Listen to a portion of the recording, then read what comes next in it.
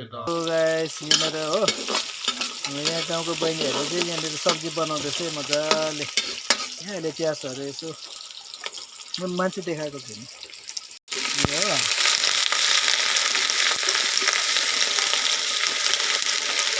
यो चाहिँ अर्ग्यानिक खाना हो एकदम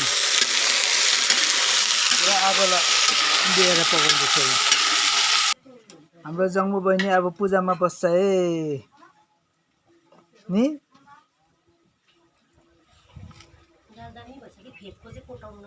यो मैले चाहिँ गाईको गोठ रहेछ यहाँनिर एउटा गाई रहेछ